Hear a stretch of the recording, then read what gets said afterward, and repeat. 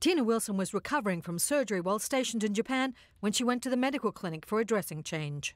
He went from checking my lymph node here to like grazing, and he put a good amount of his fingers went on my vagina to touch me, and he didn't even check the other side. Wilson reported the Navy doctor, Lieutenant Commander Anthony L. VELASQUEZ, the day after the incident in January 2008.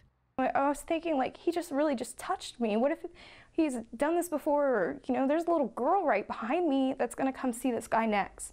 After 10 months, the investigation was closed with no action. Wilson left the Navy, distraught over the handling of her case.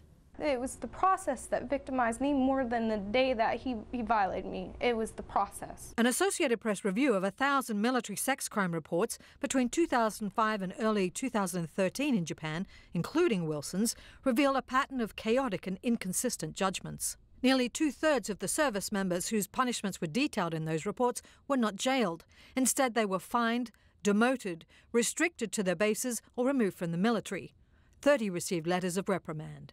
In 2 rape cases, commanders overruled recommendations and dropped the charges instead. How many more rapes do we have to endure to wait and see what reforms are needed? Senator Kirsten Gillibrand of New York has been pushing to strip commanders of their authority in serious crimes. They say today it will undermine good order discipline. Well, I've got something to tell the military. 26,000 cases of rape, sexual assault, and unwanted sexual contact a year is not good order and discipline. It's a problem.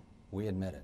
There are way too many sexual assaults happening. But the senior U.S. military leaders note progress is being made. 68% of cases were taken to courts-martial in 2012, with 238 service members convicted. That trend is not reflected in the Japan cases, home to the largest number of U.S. military personnel overseas. Out of 473 sexual assault allegations, only 24% ended up in courts-martial. 2 years after Wilson's case was closed and after 24 more women came forward, the Navy filed multiple counts of sexual misconduct against Anthony VELASQUEZ. The final outcome, he was stripped of his medical license and forced out of the Navy. Time in the brig, a week. Tracy Brown, Associated Press.